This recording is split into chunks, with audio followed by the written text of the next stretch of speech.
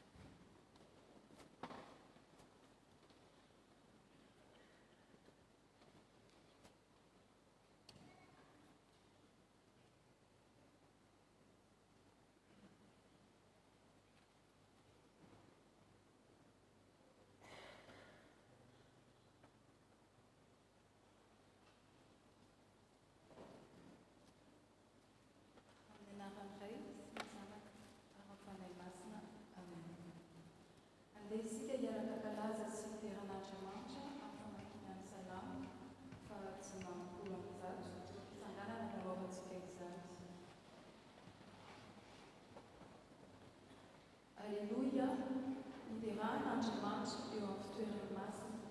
Lidera azy eo amin'ny habakabak'nyheriny, lidera azy no miasa amin'ny lehibe, lidera azy araka ny habeny voninahiny, lidera azy amin'ny fitsofana ny anjomaro, lidera azy amin'ny valisin'ny dokamo, lidera azy amin'ny tapaka sy ny tia, lidera azy amin'ny zava-maneno tendrena sy ny sodina, lidera azy amin'ny maneno, lidera azy amin'ny tsara feo. Aoka izay rehetra manam-pofinaina samy lidera amin'izay. Alleluia. Ataontsika ny hira fiderana 520 amin'ny sy valo.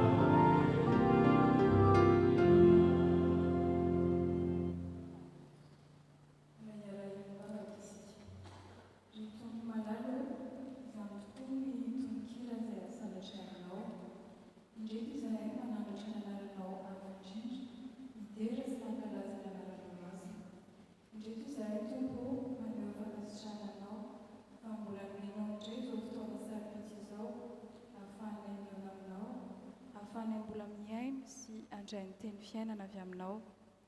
Misaotra anao koa izay Tompo fa mbola nomenao ny sampana zava-maneno izay mijoro eto anivon'ny fiangonanao FPA Matoloza.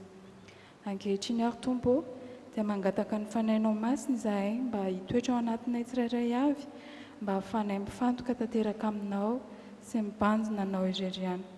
Kotario izahay amin'izay rehetra ataonay ho fanomezam-boninahitra ny anaranao masina, Ray, Zanaka ary Fanahy masina. Amin'ny anaran'i Jesosy Kristy.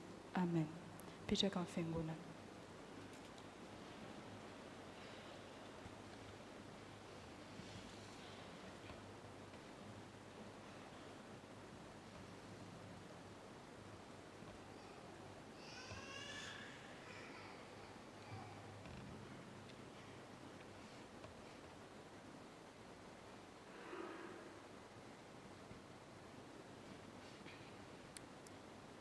Ry havana, manoloana ny fahatsarana sy ny fahamasinan'Andriamanitra dia mahatsiaro tsy fahamendrehana isika.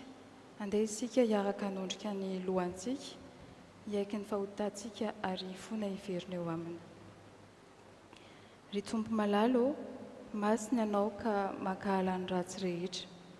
Indreto izahay matoky tanteraka ny fitiavanao.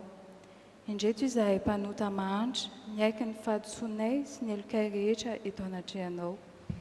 Mino ny famonjenao sy ny famindraponao lehibe izahay ka dia mifono aminao. Tompo, jereo amin'ny indrafonao fahalemenay, na ny fihetsika, na ny teny, na ny eritreritray izay tsy manome voninahitra anao. Mahatonga ny fitiavanao nefa izahay Tompo, ka izany no anaovanay izao vavaka izao. Rirainay be famindrapo, mitalao aminao izahay, mamela ny elokay, diovy izahay ho afa-pahotana, sasao izahay mba ho afa-keloka, ary avaoza ny fanahinay mba haveloko hanompo anao. Ny fitiavan'i Jesosy Kristy zanakao mpamonjy anay no angatanay aminao. Amen.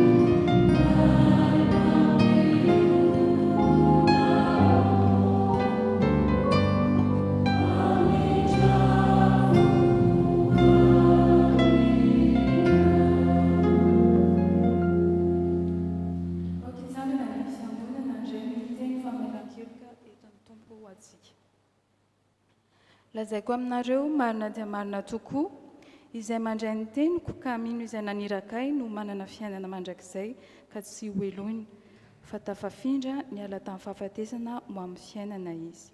Voavela ny elokantsika noho ny anarany masina. Ary satria efa navelan'Andriamanitra eloka isika dia afaka mandray ny sitrapony izay tiany ho tanterahintsika amin'ny fanarahana azy. Enoy ary izany teny manambara ny sitrapony izany. Koa aza velany io tanjaka amin'ny tenanareo mety matsy anarahanareo ny filana ary aza manolotra ny momba ny tenanareo amin'ny ota ho fiadiany tsy fahamarinana fa atoloro ny tenanareo ho an'Andriamanitra toy nefa maty nefa velona ary ny momba ny tenanareo ho fiadiany fahamarinana ho an'Andriamanitra. Ataontsika amin'ny feo maredina ny hira fa 250 andininy voalohany sy fahatelo.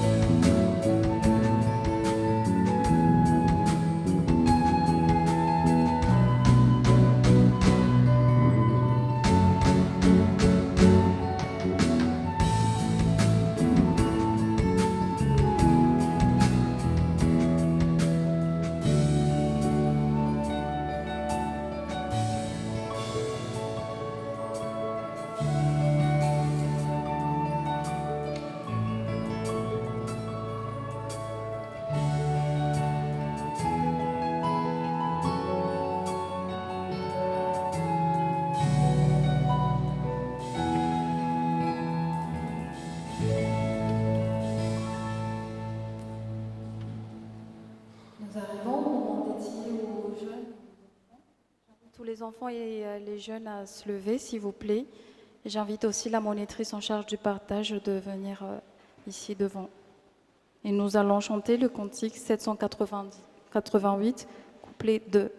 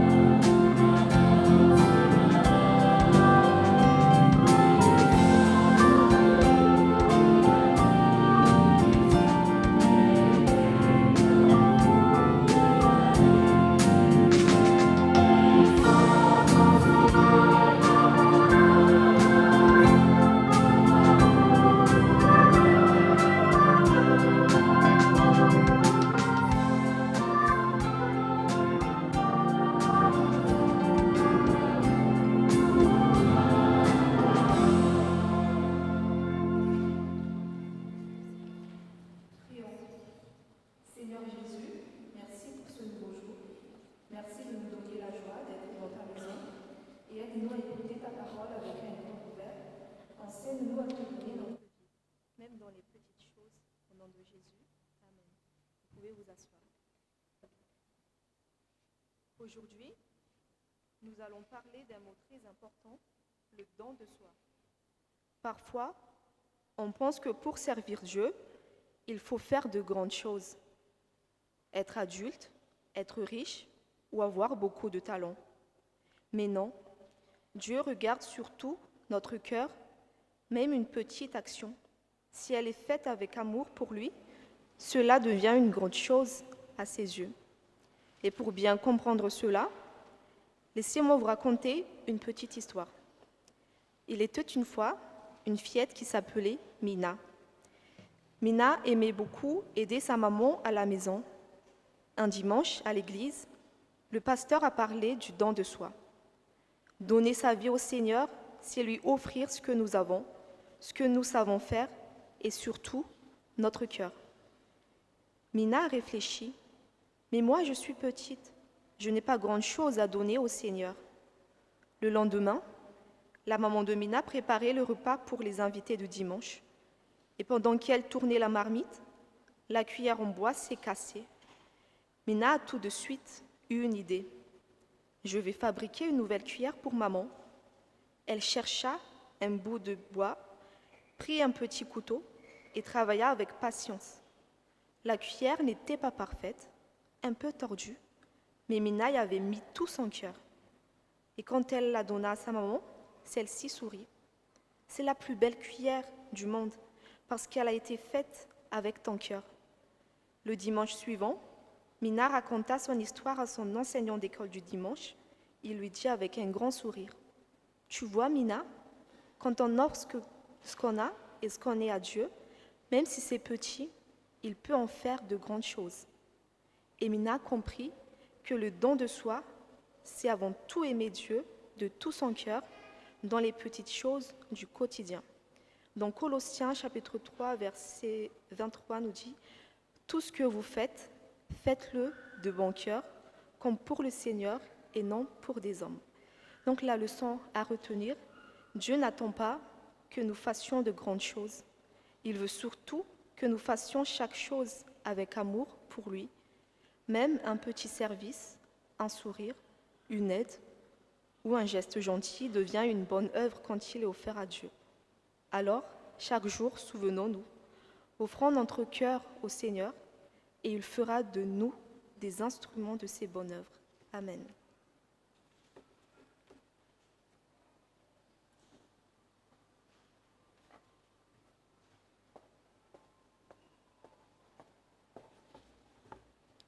Ry havana, ankehitriny Andriamanitra dia hizara ny teniny amintsika. Noho izany dia hanantona azy tsika amin'ny fifaliana ary handre ny teniny.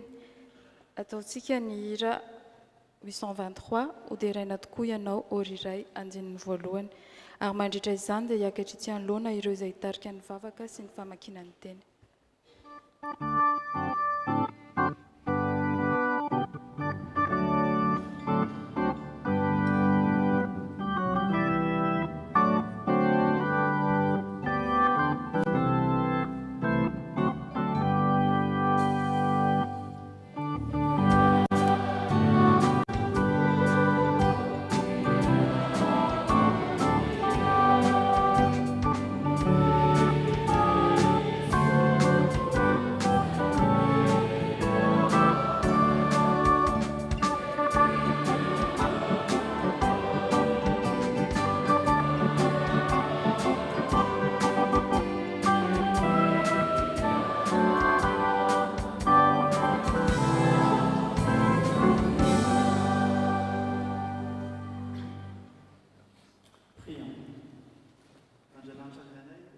misaotra anao izahay noho nyity andro ity mba hahafahanay midera sy mankalaza ny anaranao.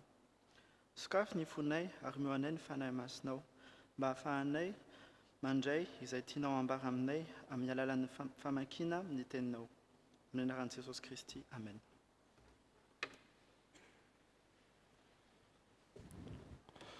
Notre première lecture se trouve dans Jérémie, Jérémie chapitre 17, les versets 5 à 10.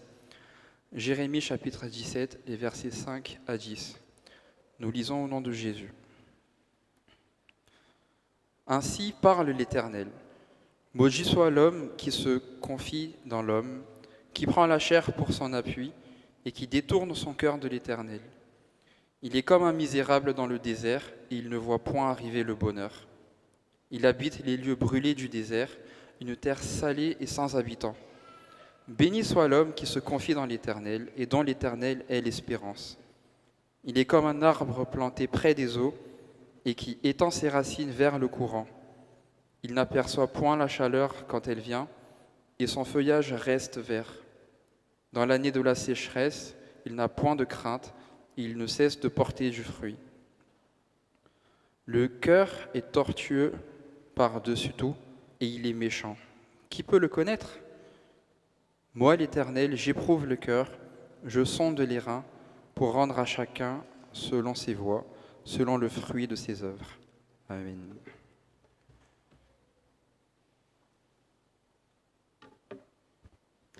Mbola hotohizantsika ny vaky teny, izany mbola hitantsika ao amin'ny Koritianina faharoa.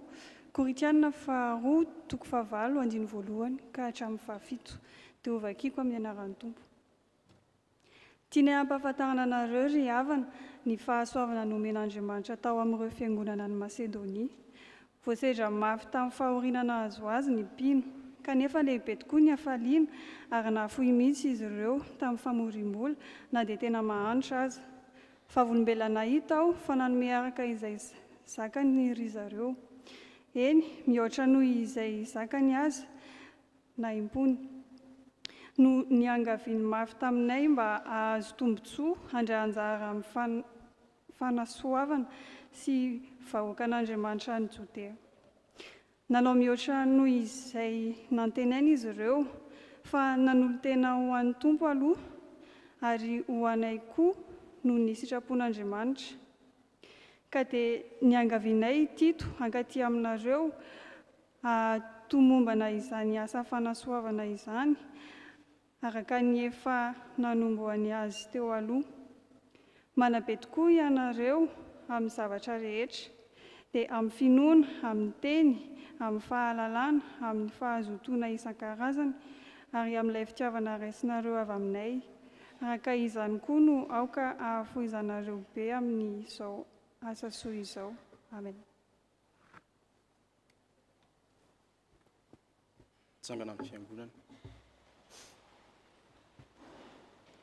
Tohizantsika ny vaky teny ao amin'ny Lioka toko faha-9, andiny voalohany ka hatramin'ny fahafolo.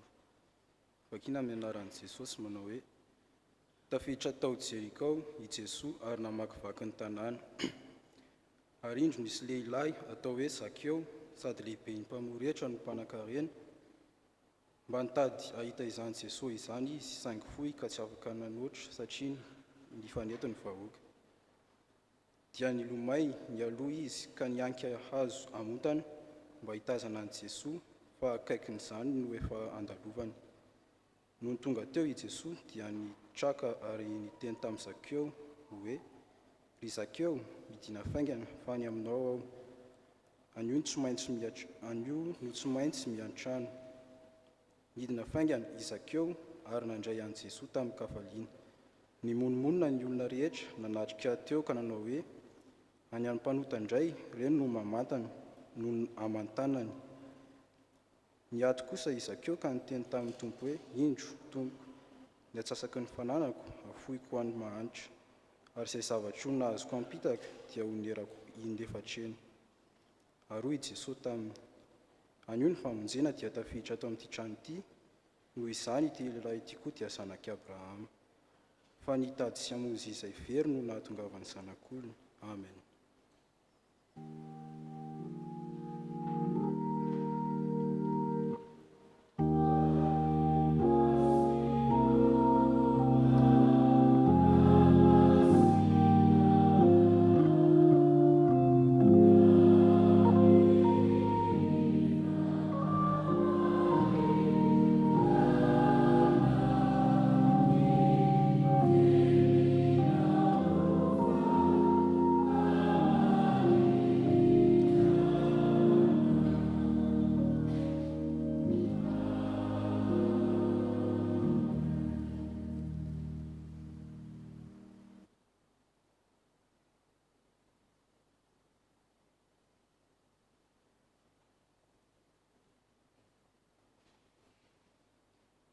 Ry havana, ndeha isika nambara pasahina ny fanekempinoana, ireo mpisangana ihany no anaovantsika izany.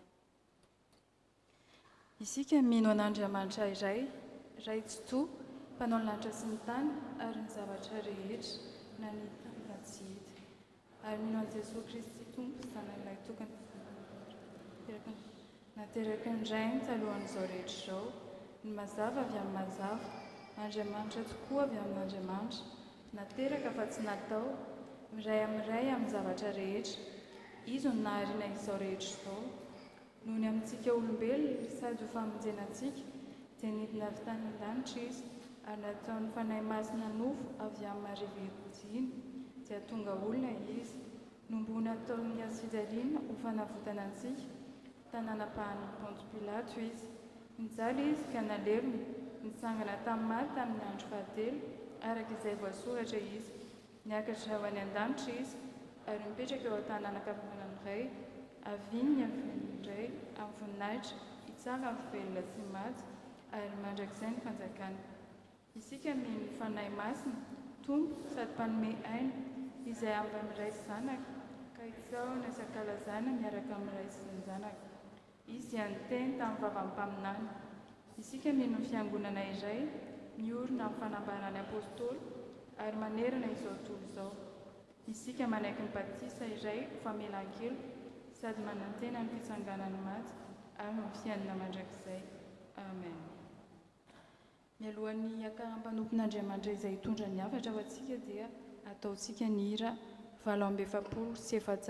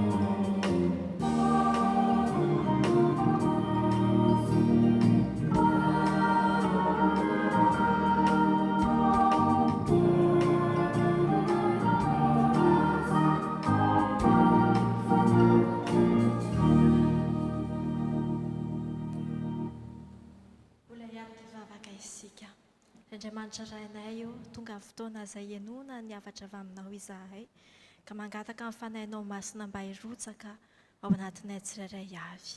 Ka sy io ny fonay Tompo arotsakafy mba hay handray ny teninao tokoa. Ary aza verina aminao ny teninao raha tsy mbola nantanteraka izay nampanirahanao azy. Dia amin'ny anaran-tsoanao Kristy no angatany aiza mivavaka izany. Amen. Petraka fiangonana.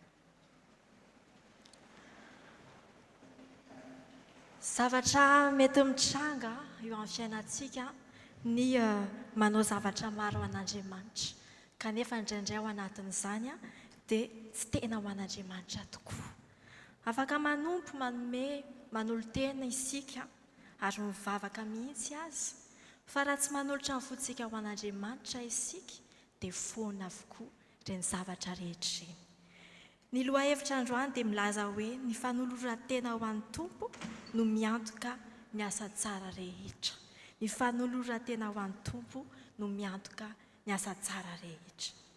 Ny fiangonan'ny Korinto izay nanoratan'i Paoly taratasy anankiroa ary mivakitsika teo ny anankiray dia fiangonana iray izay lehibe. C'est une communauté dynamique et influente, mais aussi fragilisée. Manan-karena izy ireo ary manan-karena fanomezam-pahasoavana ihany koa. tena hoe manana ny zavatra rehetra ahafahan'ny tompo kanefa ina ny zavatra mitranga betsaka ny disadisa eto amin'ity fiangonana ity, betsaka ny tsy fahatokiana, betsaka ny zavatra rehetra mitranga. Ao ny nanome izy ireo tamin'ny voalohany fa nihetry dia nihetry tahaka izany ny asa fanompony, ils se sont refroidis. Ka mba ampahirezana azy ireo dia nanoratra taratasy i Paoly ary ao anatin'izany dia nampiasainy ny ohatra ny fiangonan'ny Macédonie. Les Macédoniens vivaient dans la pauvreté et dans l'épreuve, mais c'est justement là que s'est manifestée une grâce étonnante. Bien qu'ils aient été très éprouvés par leur détresse,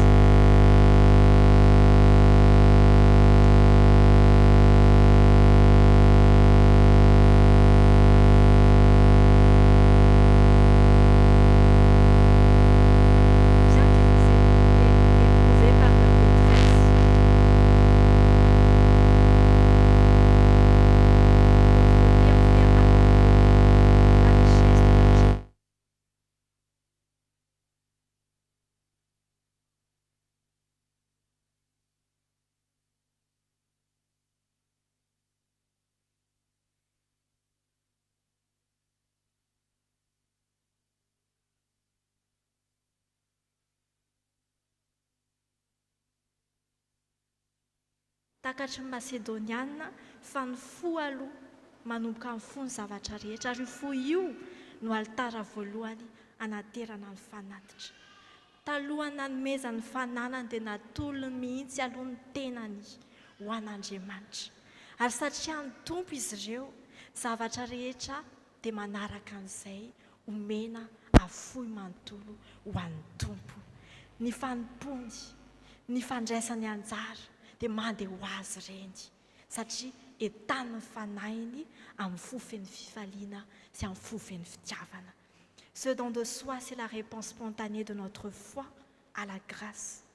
Nanandrana ny hatsaram-panan'Andriamanitra amin'ny Macédoniana, ny aina fa avy amin'ny zavatra rehetra ary noho izany dia tokony averina aminy ny zavatra rehetra satria tsy manome izy ireo mba hitady mba homendrika izany na mitady fankasitrahana, fa manome izy amin'ny fofeny fankasitrahana, amin'ny fofeny fitiavana satria fantany fa avy amin'Andriamanitra ny zavatra rehetra.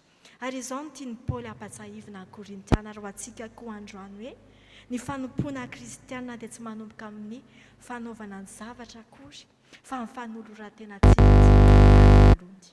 Saingy c'est évident amin'ny rehetra io indraindray. Nous sommes souvent tentés de mesurer notre engagement à Dieu par nos activités, par nos projets, par nos réussites. Pourtant, la Bible insiste que ce n'est pas la quantité des œuvres qui plaît à Dieu, mais la qualité de notre relation avec lui et le fait de mettre en premier lieu le Seigneur.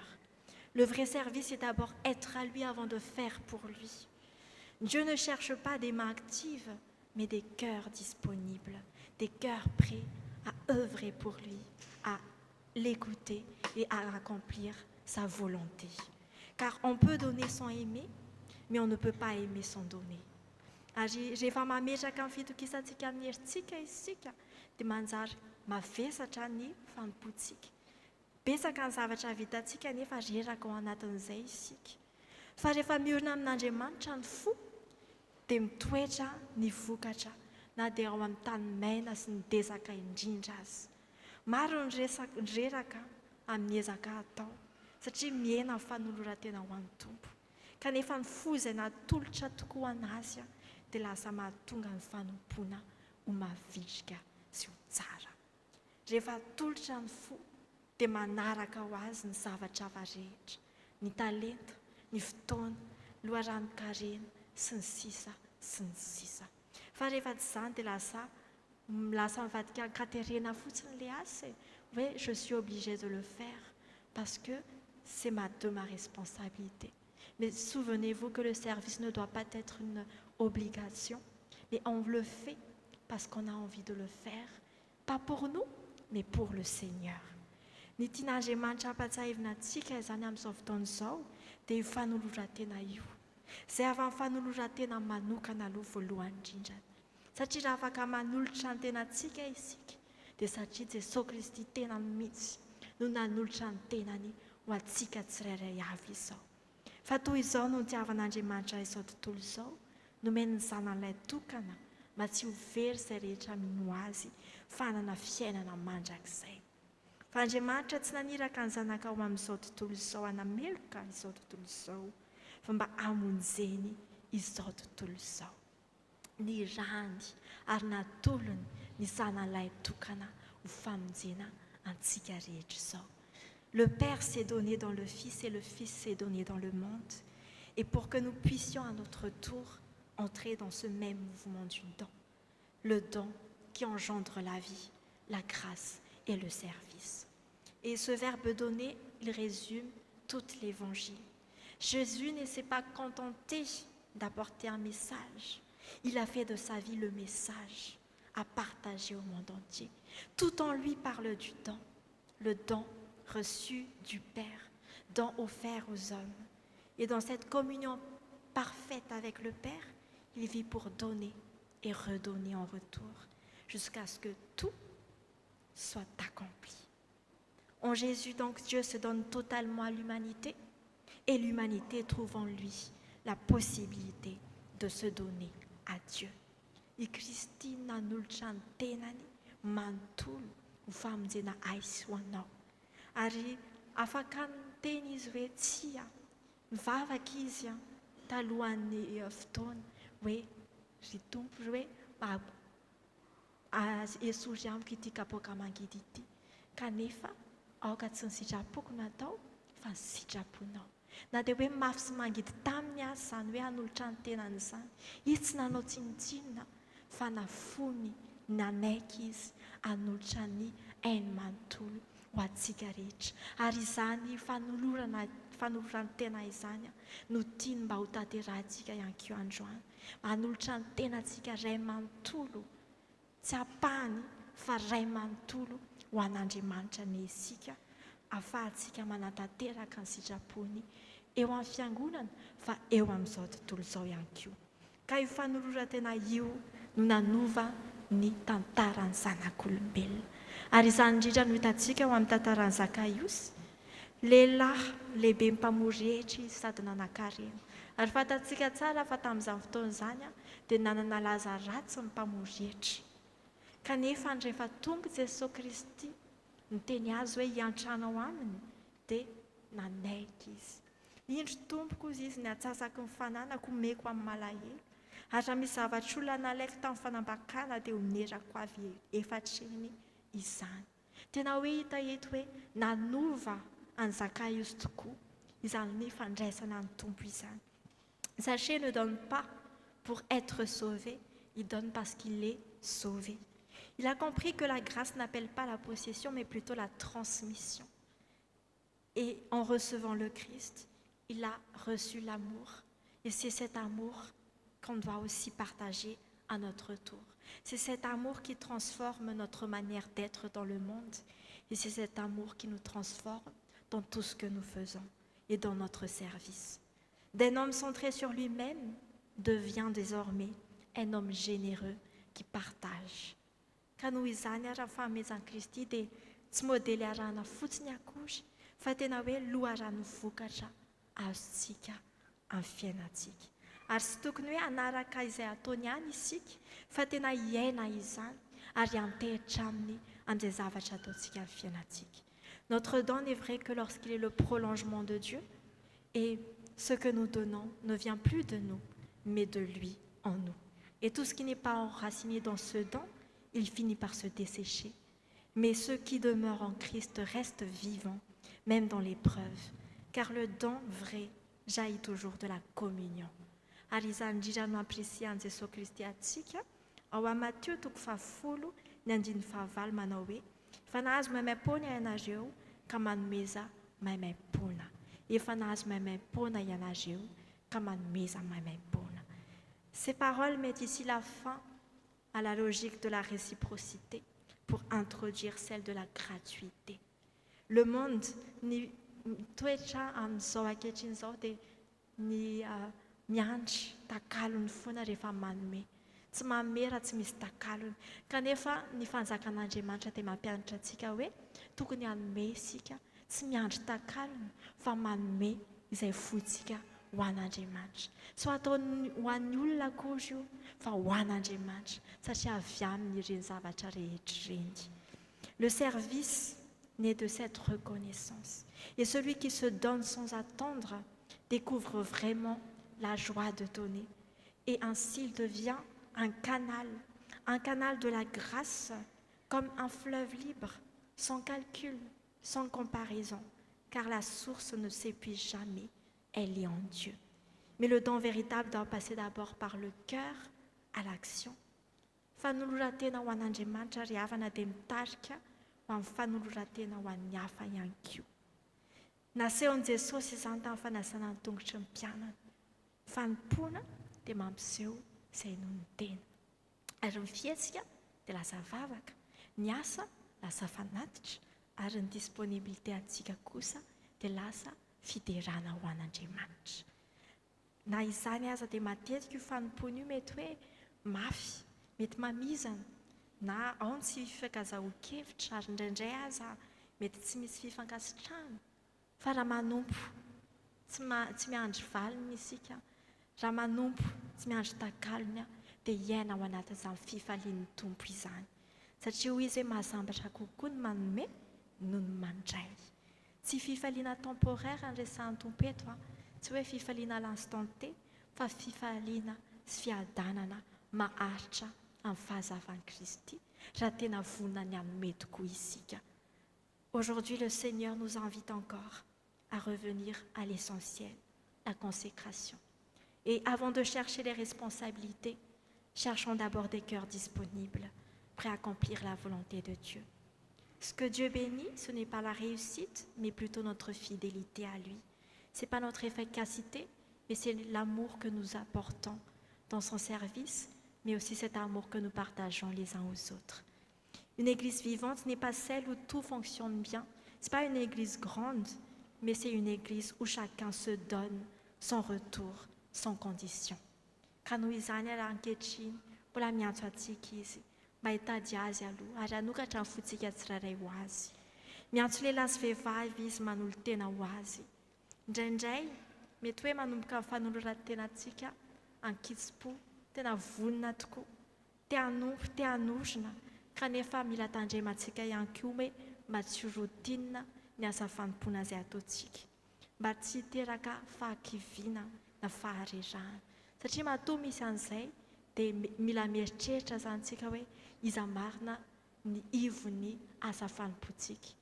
Natao inona io asa fanompoana io? Ho an'ny tompo ve sa ho an'ny tenantsika? Tena hoe miasa marina ve isika mba hanao izay rehetra ahafahantsika mampivoatra ny fanjakan'Andriamanitra eto amin'izao tontolo izao? Sa lasa tonga fotsiny ilay asa satria io ny eo dia tsy maintsy ho tanterahantsika, ka aoka izany no hitandremantsika. Satria manjary lasa mianteritra tsy mianteritra amin'ny tompo intsony isika, fa lasa mianteritra amin'ny herintsika sy amin'izay sitrapontsika.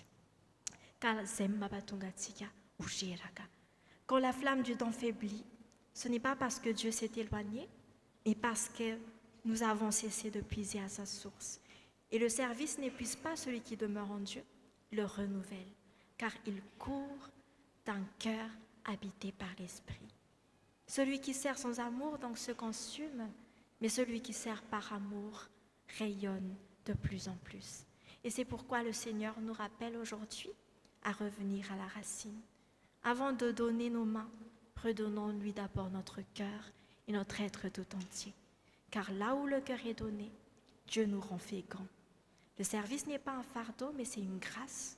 Non une dette, c'est une réponse à l'amour de Dieu. Alors, aujourd'hui, que chacun retrouve la joie du don. Ce qui paraît petit aux yeux du monde porte aux yeux de Dieu le poids de l'éternité. Kangechinyar, nde isika nolotra ny tenantsika, fanatitra marina sitrak'Andriamanitra. Ary aoka itsika tena hoe hiasa ho azy tokoa amin'ny fontsika manontolo. Ho an'Andriamanitra irery ny voninahitra, raisiny fitahiana.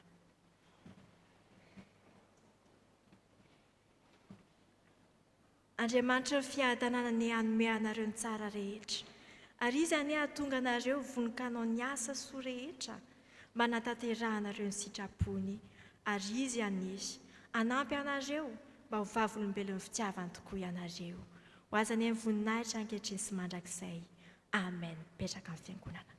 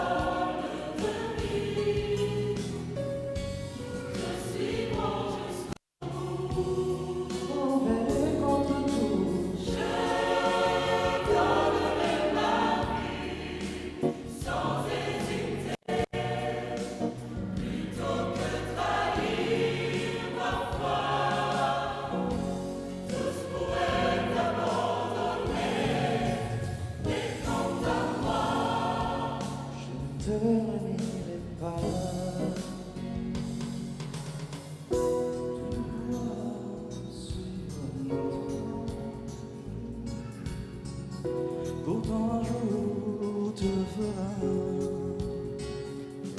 Mais cette nuit tu verras, lorsque le corps chantera, tu n'auras ni à me connaître par 3 fois.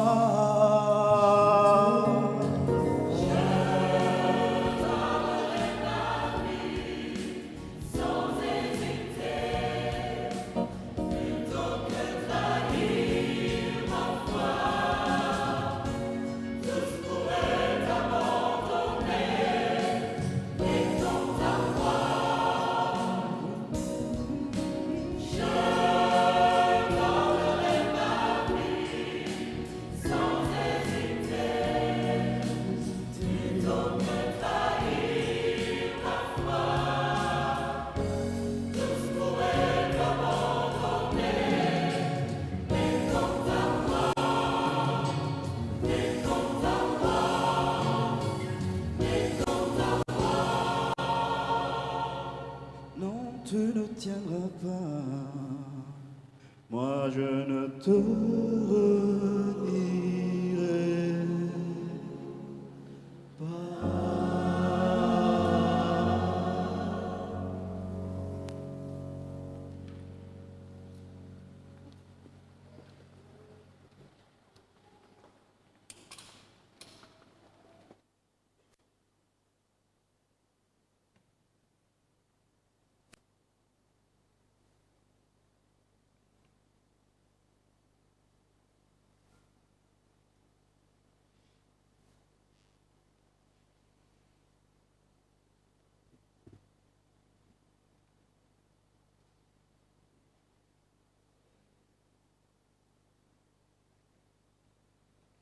Manasantsika ny tompo mba iray latabatra aminy.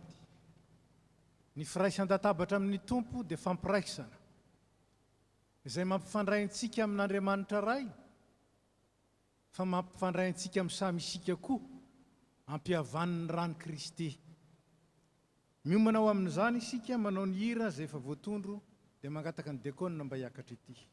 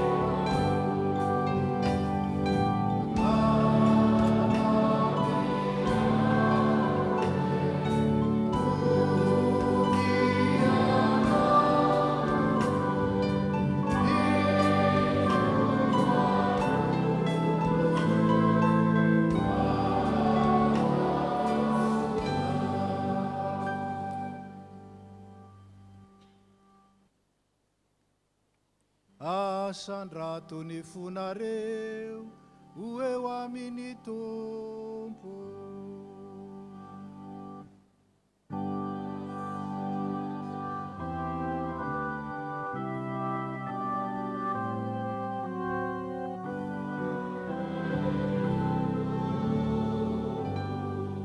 Aoka hoderaintsika ny tompo Andriamanitra.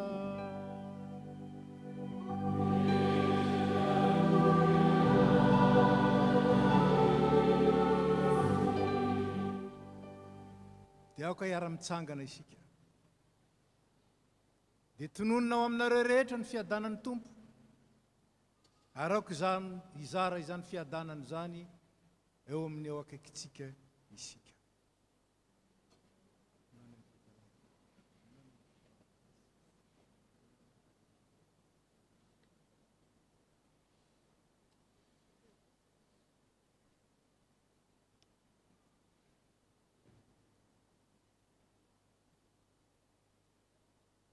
Aoka iombina amin'ny vavaka isika. Eny tokoa ray mason'Andriamanitra mandrakizay mahefa ny zavatra rehetra. Mety tsy mahavonjy ny soaranay ianao amin'ny fotoana rehetra sy amin'ny toerana rehetra. Amin'ny alalan'i Jesosy Kristy tomponay izay tianay sy nanolo-tena hamonjy anay. Amin'ny alalany koa ny deran'ny anjely ny fiandriananao. Hitsao ny fanapahana sy ny fahefana rehetra anao amin'ny tahotra. ary arahan'ny fiangonana ny danitra sy ty an-tany midera ny anaranao amin'ny fiobiana. Izay koa ankehitriny tompo, dia miara-manandratra ny feonay amiko ka mifanajana lehibe ny deranay hoe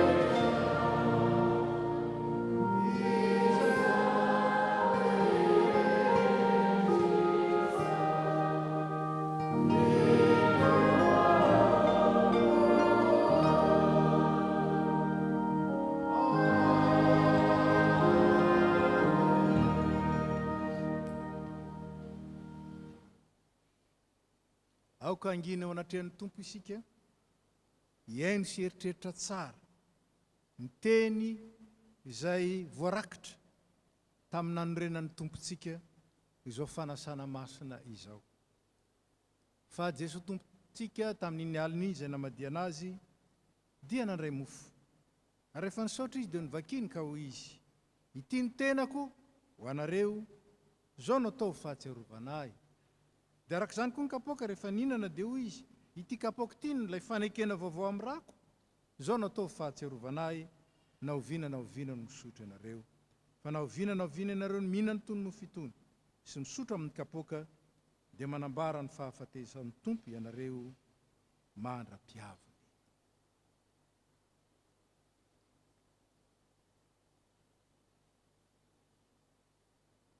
Mipetraka ny fiangonana.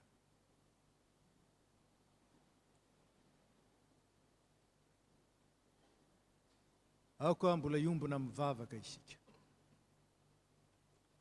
Misaotra anao izay ry Andriamanitra rainay tompony lanitra sy ny tany, fa noho ny famindramponao aminay mpanota mahantra dia nomenao ny zanakao lahy tokana mba tsy ho very izay rehetra mino azy fanana fiainana mandrakizay.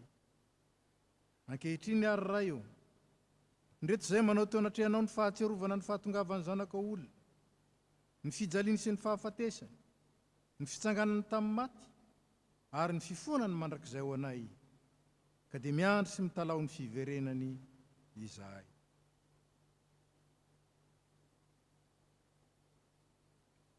Ankehitriny raha io, aidiny ny fanahy masina mba hamen'ny fonay, ka andraisany tokoa ny tomponay amin'ny finoana velona, amin'izao izy manatona anay amin'ny alalan'ny fanasana izao. Fa ny fananao masina no arianao, amelomanao, anamasinanao, ary anomezanao anay ny zava-tsoa rehetra miaraka ny fiangonana. Ry Jesosy Kristy Tompo, izay tonga eto anatrehanao mba iombona amin'ny latabatra masina, dia mangataka mba hampiraisinao aminao tahaka ny sampana ny voaloboka. Ampianary ny fankaty tahaka ny tiavanao anay izay, ary aoka izay ara-manana ny fiangonana masina manontolo, ny fiononana sy ny fifaliana aminao, dia ianao izay miara-manjaka amin'ny ray sy ny fanahy masina hatramin'ny taloha indrindra ka ho mandrakizay. Amen.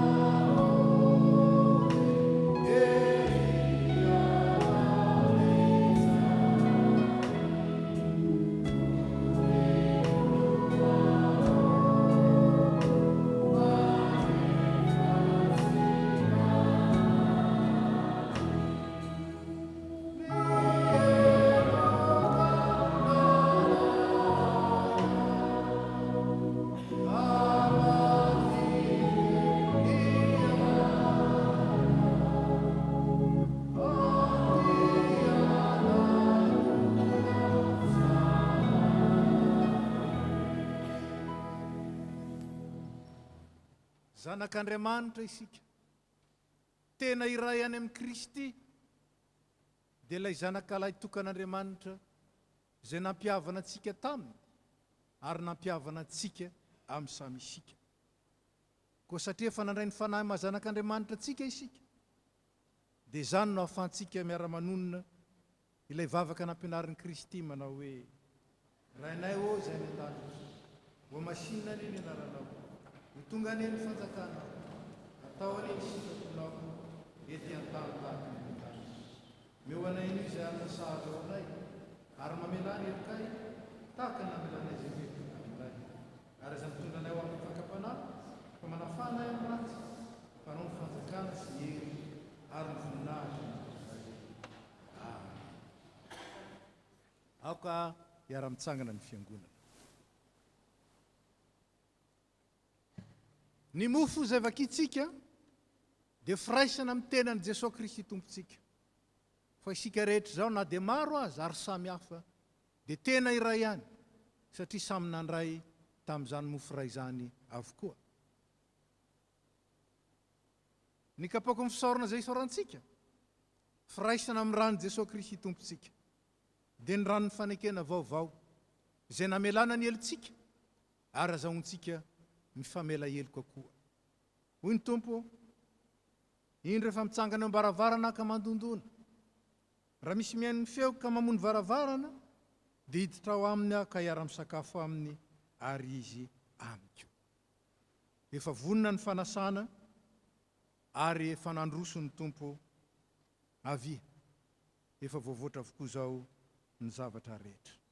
Manao ny hira fa 3:700 isika dia zaraina amintsika ny mofo sy ny kapoaka. Ary izay efa nahazo ny mofo sy ny kapoaka dia mipetraka miara-mitsangana isika mandray ny mofo sy ny kapoaka rehefa tafavirina ity ny dekona. Mahazo mipetraka ny tsy mpandray fanasana ny tompo. Hira 3:700.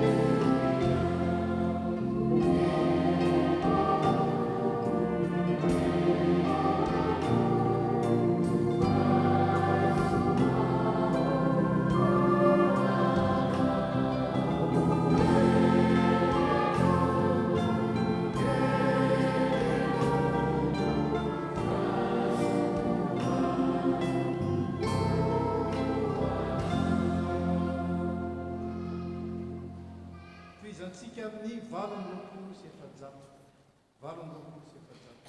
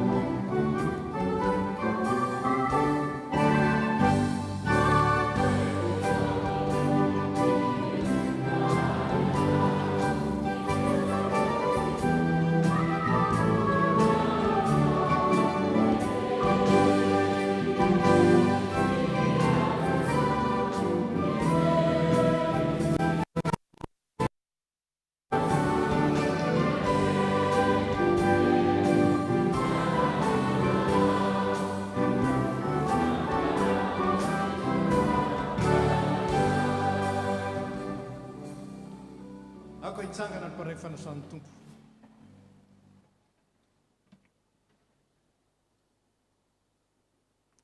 Hoy ny tompo, raiso ano tiany tenako izay omena ho anareo, izao no ataovy ho fahatsiarovana.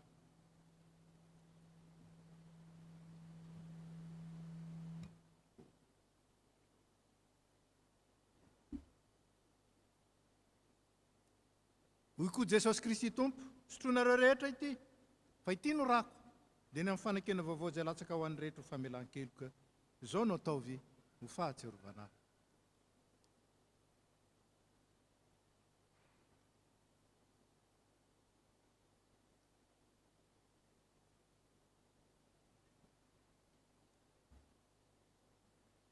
Jesosy Kristy tompontsika izay voaomby tamin'ny azo fijaliana ka nitsangana tamin'ny maty, nefa nanome anareo ny tenany sy ny rany izay nanavotany anareo tamin'ny fahotana rehetra. Izy ene, ampahery anareo sy aro anareo ao amin'ny finoana marina ho fiainana mandrakizay, dia mbola ho aminareo ny fiadanana. Ny hira fa 920 ny antsika misaotra ny tompo.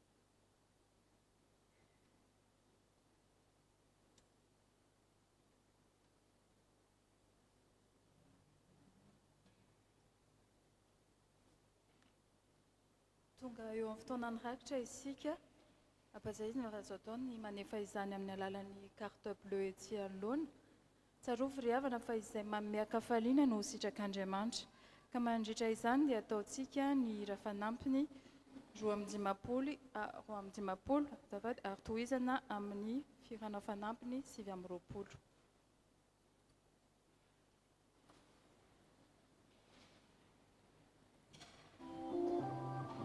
Thank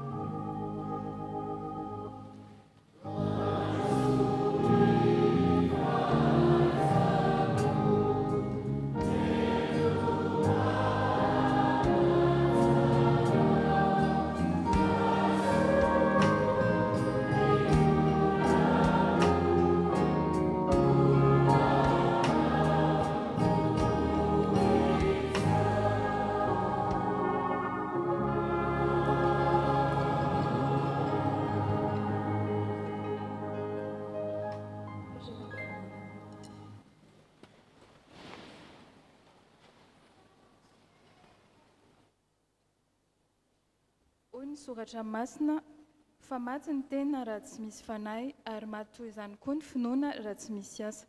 Koa manasan'ny tompon'andraikitra izay anambara ny asan'ny fiangonana hiakatra etsy aloha.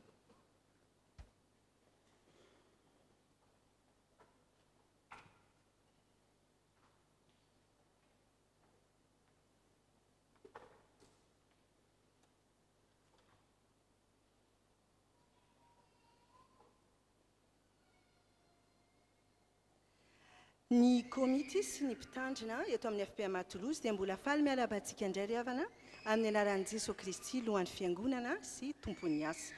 Toy izao indray ny vaovao ny raharaha ny antso azo ambara amintsika anio.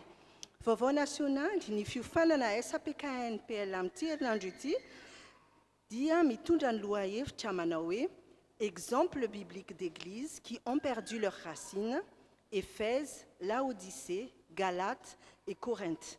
Zany dia hotariny pasteur Hermino Rasolonjatovo. Toy izao ny vaovao eto amin'ny tafo. Taratasy fisaorana. Misaorana Jehovah ary fanahiko ary izay rehetra atao anatiko misaorana ny anarany masina.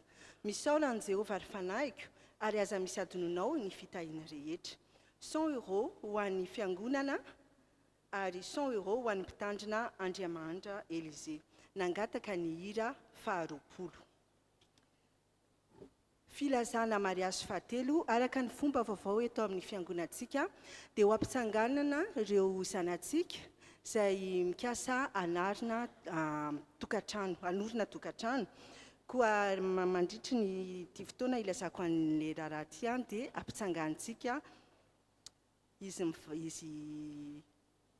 mivady moa izany mbola efa mivady ala-panjakana izy. Aoka hifankatia isika fa avy amin'Andriamanitra ny fitiavana.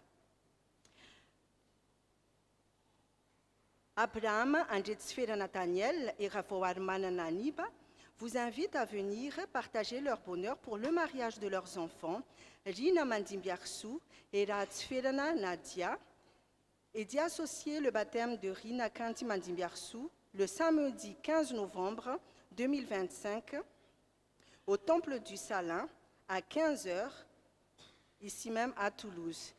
Dia indro hitatsika mitsangana iry Irina zany fa ny vadiny mialatsiny fa tsy fa voatanany asa fa dia mitsodrano anareo ny fiangonana atotosasoa izany fikasana tsara izany ary mivavaka ho anareo atanteraka soamantsara io andro malaza io. Mahazo mipetraka Irina. Filazana manjo.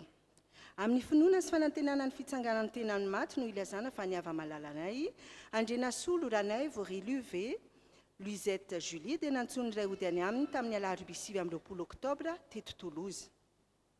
Hoy ny zanany Andrenasolo ranay Vedis Sandrine ary ny zanany Raveljaona Tokisirina ary ny zanany Rajon Arson Ersioli Andrenasolo ranaivo Nathalie, ny iray tampo aminy Randrema Efasoa Arlaza sy Brigitte, Armand Claude sy Mireille.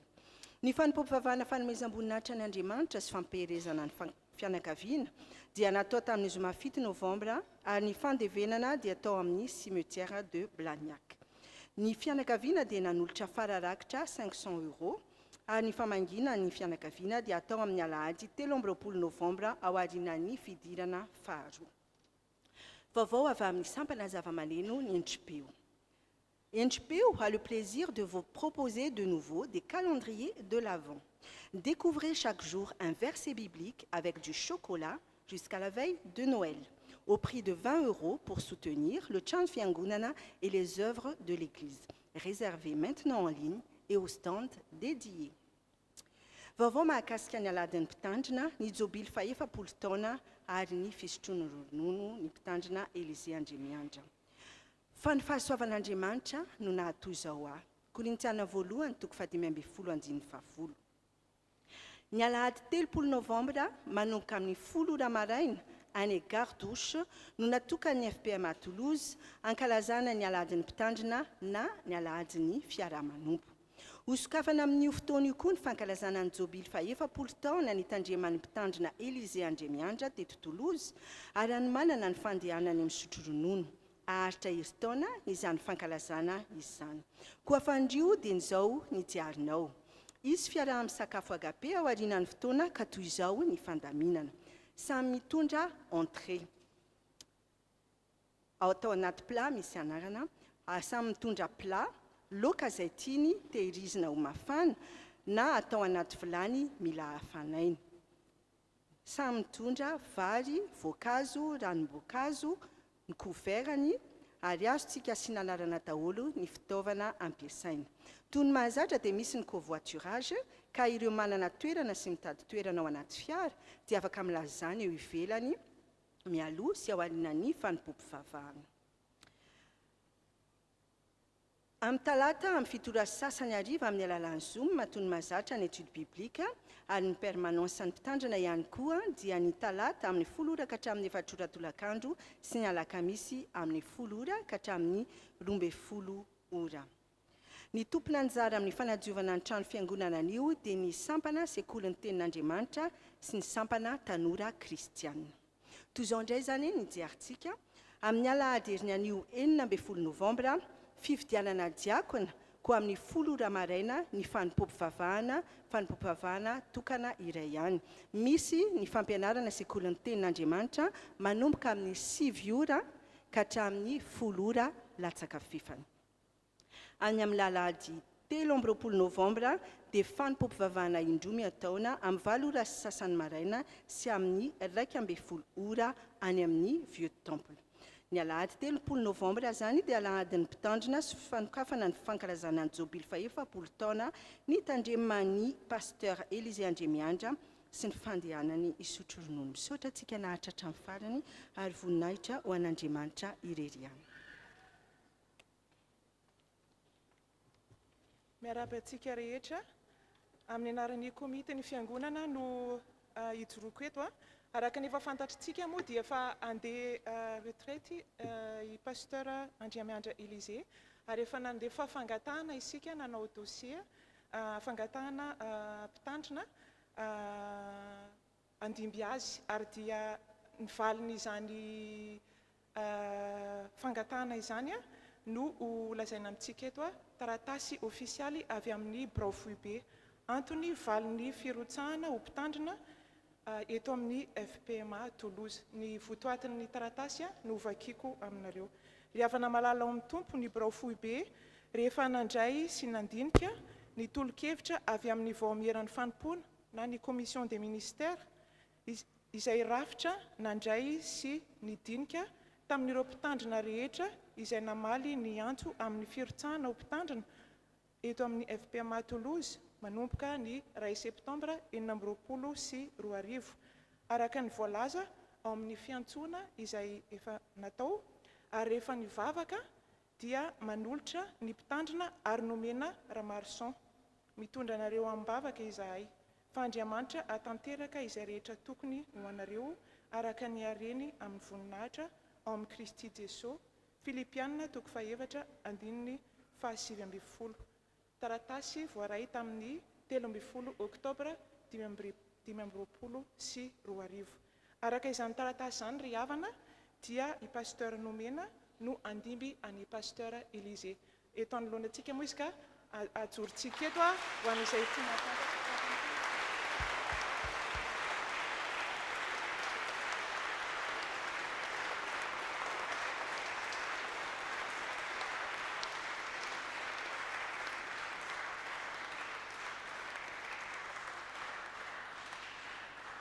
Dia misaotra an'Andriamanitra isika fa tena mitahy ny fiangonana izy ary mbola mametraka mpanompon'Andriamanitra hitandrina ny fiangonany eto amin'ny FPMA Toulouse. Dia arabaina indrindra ianao pasteur nomena dia ny tompo anomenao ny izay rehetra ahafahanao mitandrina ny FPMA Toulouse. Mbola isy ny dossier maromaro ho atao sy ny dingana izay ho tanterana fa dia ampitaina amintsika miandalana eny izany mandrapatonga ny 2 septambra 2020 sy 2020.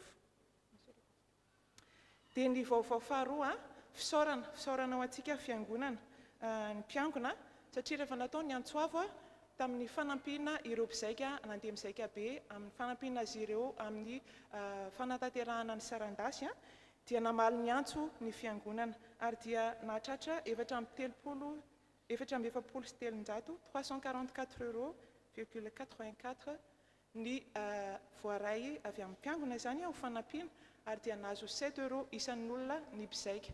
Dia Andriamanitra manankarim-pahasoavana amaly fity fa evetany daholo ny firahalaina izay aseho antsika ato amin'ny mpiangonana ka dia toy hatrany izany, hitombo amin'izany firahalaina izany sika, hitombo amin'ny fanaovan-tsoa ary dia ho voninahitr'Andriamanitra irery ihany. Dia misaotra antsika ny haino hatramin'ny farany.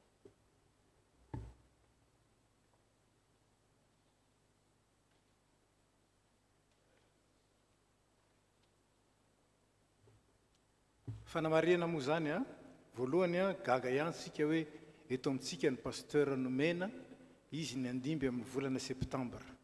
Mandrapatonga ny faran'ny volana jona dia manatanteraka fiofanana ny antsoina hoe stage master 2 na M2 eto amintsika ny mpitandrina nomena ary dia zay no mahatonga azy ho eto amintsika mandrapatonga ny volana jona. Ary misaotra an'Andriamanitra fa zany moa ny fitondrany fa ao anatin'izany fotoana zany koa izy dia miomana hitondra ny fiangonana manomboka amin'ny voalohan'ny volana septambra 2024 ka zagagitsika raha mahita azy 3 alahady isam-bolana fa ny alahady ray kosa dia misy ny fiofanany any amin'ny toeran-kafa. Zay zany ny fanamariana mikasika an'iny. Faharoa voalaza teo fa misy ny permanence amin'ny talata. Ataka ny fatatsika dia tsy fiasana amin'ny talata izao. Noho izany tsy misy ny permanence amin'ny talata izao aitsikely izy fa ny étude biblique kosa dia misy. Misy ny étude biblique amin'ny fitora sasany fa ny permanence kosa dia tsy misy ny tontolon'ny andro. Fa misy kosa ny alakamisy maraina manomboka amin'ny 10 ka hatramin'ny 12. Nitanterahana tamin'ny asabotsy 4 oktobra 2024 ny fanambadian'ny zanatsika Telna Stéphane. On a célébré le mariage de Telna et de Stéphane le samedi 4 octobre 2025. Et comme à notre habitude, nous les présentons à l'Église, à toute l'Église, et nous les accueillons également. Et enfin, nous leur offrons la Bible pour le couple.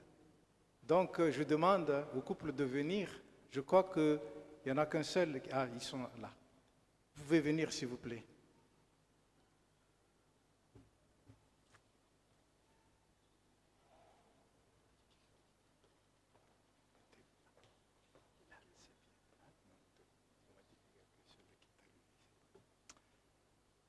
Donc, toute l'Église est heureuse de vous féliciter pour votre mariage, également de vous accueillir, parce que vous le savez, on l'a dit lors de notre entretien, que l'Église est témoin du mariage, et le mariage est témoin de la relation entre le Christ et l'Église. Donc, nous sommes heureux de vous accueillir, et nous sommes heureux également de nous réjouir avec vous pour la célébration de ce mariage et aussi la fondation de votre foyer. Et pour cela, nous sommes heureux de vous offrir cette Bible. La Bible pour le couple. Ça veut dire que c'est une Bible qui se lit en deux, à deux. Donc, voilà ce qui est écrit dedans. Cette Bible est offerte à André Mbayi Stéphane et Rakutundrena Tel pour se souvenir et les féliciter pour leur mariage, célébré le samedi 4 octobre 2025 à l'église Saint-André de Montagnac à Béziers. Cette Bible est comme le roadbook pour vous guider dans votre marche avec Jésus dorénavant, pour témoigner de son amour et de sa fidélité envers son Église.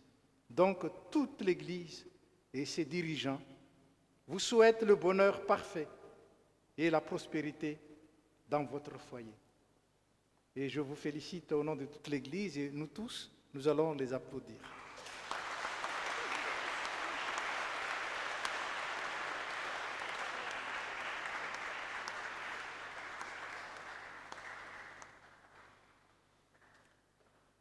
Fanao antsika ihany koa ny miaraba ny vahiny. Nous saluons en particulier les nouveaux venus, ceux qui sont venus pour s'installer ou ceux qui sont de passage. Donc, s'il y en a parmi vous qui sont dans ce cas-là, je vous demande de vous lever.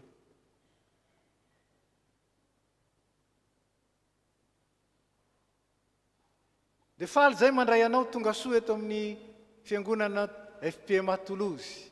Tsy hoe te hibikabika akory raha mijery any fa te hiteny hoe tonga soa miarahaba. Ny fiangonana manontolo ny mandray anao ary mandray anao amin'ny fifaliana. Ka dia misaotra indrindra ny fidy araka aminay ary dia mitsodrano anao zahay. Ny tompon'ny fahasoavana ny hatanteraka soa ny antony natongavanao eto na hitoetra ianao nandalo. Ary izy androtsaka ny fitahiny, ny fahasoavany, ny fifaliany ary ny fiadanany amin'ny zavatra rehetra. Rehefa miraha veto dia afaka mihaona amin'ny dekônina ianao raha toka misy azahoana mifanampy ary indrindra azahoana koa mampita aminao ny fiainan'ny fiangonana. Azahoantsika mifandray tsara ka tonga ny fiangonana ho velona miaraka aminao. Dia misaotra indrindra ary dia mirary soa tompoko. Mahazo mipetraka ianao. Manaraka izany dia fanaontsika ny miarahaba ireo zokiolona natratra ny tsingeritaona naterahany tamin'iny volana oktobra iny. Misy mirahavavy izy angatanareo mba hitsangana raha eto tompoko. Dia Ramatoa Andriamampandry Ratsimba Ana ary Ramatoa Rasoan'Orolalao Melonirina Aimé. Dia faly zay miarahaba anareo mahatratra ny tsingeritaona naterahanareo, miombona amin'ny fianakaviana, miombona amin'ny sakaiza ary dia mirary soa indrindra ho tratry ny ela ary ho tahin'ny tompo amin'ny zavatra rehetra. Misy tenin'Andriamanitra zay indraminay ao amin'ny Salamo 2:20. Rehefa lehibe tahaka izao moa tsika dia irairaina ny fahanterana. Fa Andriamanitra tsy miova ho maly sy anio mandrakizay mahita antsika ao anatin'ny fahatanorano ny fo lalandava. Ary dia nonge ny teny izay nambaran'ny mpanao salamo azy, ny marina dia amin'olona tahaka ny rofia, maitso ny raviny dikan'izany. Isandrahaka tahaka ny sederan'ny Libanona, efa nambolena tao an-tranon'i Jehovah izy ka maniry eo an-kianjan'Andriamanitra. Mbola mirobona ihany izy na dia efa antitra aza, dofodofotra sy maitso izy, mba hanambara fa mahitsy sy tsara Jehovah ilay vato lampy tsy misy tsiny izay ankinantsika. Dia ho tanteraka aminareo tokoa na izany, tehiriziny tompo mandrakarivo amin'ny fahatanorana ny fonareo, ary indrindra arovany amin'ny ratsy rehetra ary ho feno fifaliana isanandro eo ambanin'ny fahasoavana. Iara-mivavaka isika. Tompo Andriamanitra misaotra anao zahay no reto zokonay ray aman-dreninay reto, izay nitahinao ny tehirizinao ka dia nahatratra ny tsingeritaona naterahany tamin'iny volana lasa iny. Fahasoavana lehibe avy aminao zany, tsy voavidim-bola, ka dia isaoranay ankalazanay ary indrindra nandratanay ny voninahitra ao tompo. Dia misaotra ny amin'ny lasan'izy ireo fa ianao ny antoka sy ny tantana azy, ary dia mbola mametraka ny hoaviny eo aminao zahay, mba arovanao amin'ny ratsy rehetra, arovanao amin'izay manimba, arovanao amin'izay mahafaty tampoka, ary indrindra ampitombonao amin'ny mandrakariva ny fifalianao, ny fiadananao ary ny fahatanteranao, ka hatonga azy ireo ankalaza ny anaranao isanandro satria avaozonao isa-maraina ny famindramponao sy ny fahatsaranao. Dia rainay ianao tompo ka ny fandrina tsara rehetra mipololotra amin'ny isam-batan'olona, ary koa ny tsodrano avy amin'ny fiangonana ho tanterano malalaka ao amin'ny reto avanay reto any izany, dia anao ny dera sy ny hajan'ny voninahitra ho amin'izy ireo kosa ny fahatanteranao tompo. Dia aminaran'i Jesosy Kristy ilay mampiray anay. Amen. Dia mirary soa indrindra tompoko, mahazo mipetraka ianareo.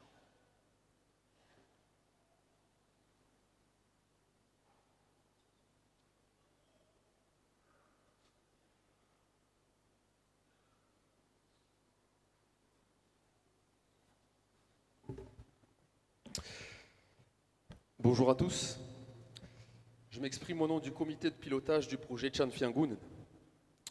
Hier soir a eu lieu notre première soirée, appelée à Varapatan, sous le thème « L'Église, notre maison ». Nous avons été rappelés que nous sommes le corps de Christ et que nous avons besoin de bâtir avec lui le roc.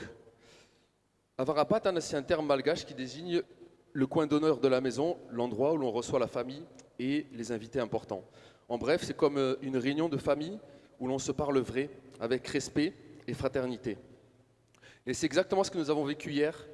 Nous avons vécu une soirée de louanges, de prières, d'édification, mais aussi un temps où nous avons présenté la vision, l'organisation, les commissions, leurs missions, leurs réussites, leurs défis et également les prochaines étapes. Le tout a été structuré en 3 parties simples: les origines de notre Église, notre situation actuelle et le besoin d'un lieu capable d'accueillir tout le monde. Et 3e point, la nécessité d'avancer ensemble dans l'unité. Et je crois que le moment le plus fort hier a été celui du moment de pardon et d'encouragement. Dans Éphésiens 4, Paul dit « Pardonnez-vous comme Dieu vous a pardonné en Christ ». Le mot « encourager » vient du mot « corps » qui signifie « donner du cœur ». Donc le pardon enlève un poids du cœur et l'encouragement redonne du cœur. Et hier, nous avons vécu ce que l'Église est appelée à pratiquer. La vision. Nous avons ensuite présenté la vision du projet, que vous pouvez lire dans la langue de votre choix. Donc un lieu qui réponde dès maintenant aux besoins de l'Église, qui accueille nos sections dans de bonnes conditions, qui renforce notre mission et qui bâtisse un héritage durable pour aujourd'hui et pour les générations futures. Et je veux le redire simplement, nous avons besoin de ce temple dès aujourd'hui. On est plus de 1000 dans la master list et chaque dimanche, on voit qu'on est très très nombreux. Donc c'est une bénédiction, mais ça crée également un besoin très concret, un besoin d'espace, d'accueil, de conditions qui permettent à chacun, jeune ou ancien, de trouver sa place et de grandir dans la foi. Un lieu assez grand pour ce que Dieu fait déjà pousser au milieu de nous. Et Paul nous rappelle dans Éphésiens 4 de conserver l'unité de l'esprit par le lien de la paix. Il n'y a pas plusieurs corps, mais un seul corps. Pour le prochain semestre, c'est ce qu'on voit dans la slide roadmap. Le comité a proposé de travailler sur cette idée de maison, apprendre à habiter l'Église, à cohabiter et à accueillir notre prochain. Donc il y aura des parcours spirituels qui seront développés et les commissions, notamment la commission spirituelle, ont besoin de serviteurs, jeunes ou moins jeunes, pour aider à élaborer ces parcours. Il y aura encore les cellules de prière de l'Église chaque mois, donc de l'Église, pas uniquement du projet Chan, mais de l'Église, où on ne fait pas que prier pour le projet, mais on prie pour tous les sujets de l'Église. Et il y aura dans ce semestre une soirée à Varapatan, comme nous l'avons vécu hier. J'aimerais terminer avec une dernière image.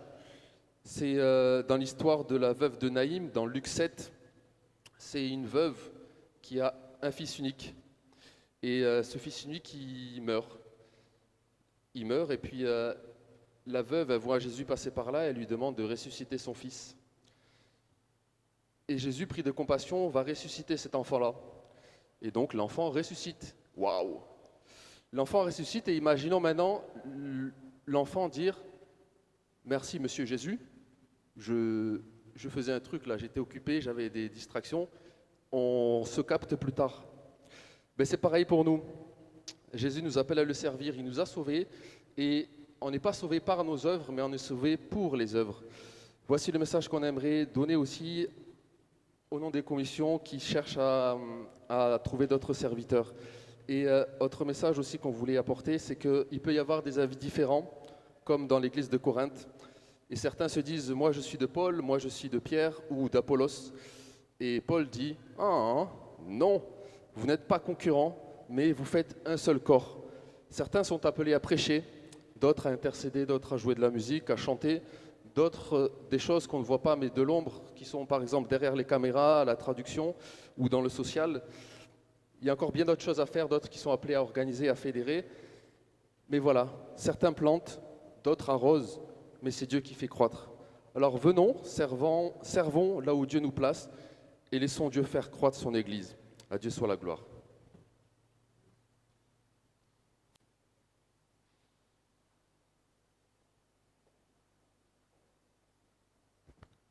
tonga amin'ny fotoana manokana ho an'ny fankalazana ny isan-taona ny sampana endripeo sika izao ry havana dia manasa ny filohan'ny sampana ho avy aty anoloana ary ny filohan'ny fiangonana ihany koa ary ny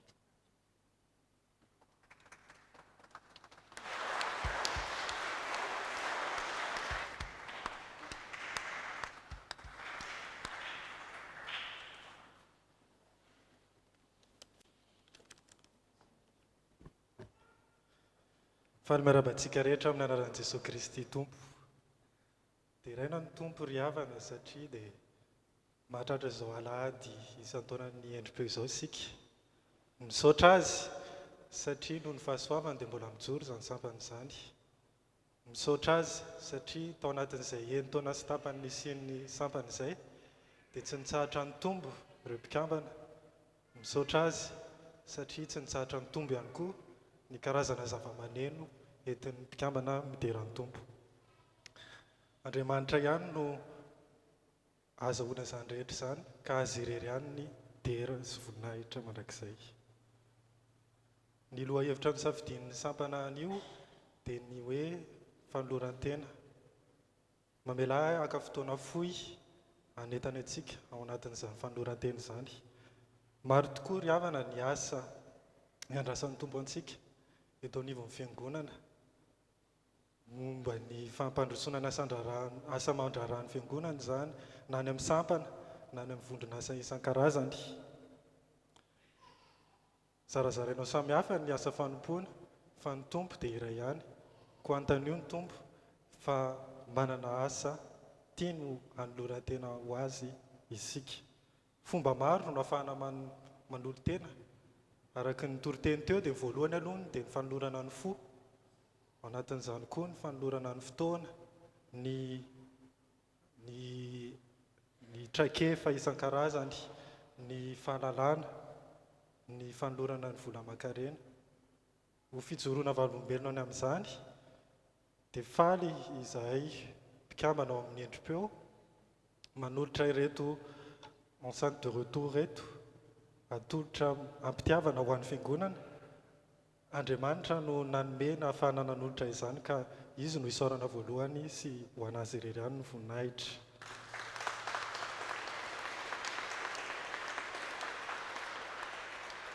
Fomba ahafahana manolo-tena ihany koa ny mirotsaka ho mpikambana ao amin'ny endripeo.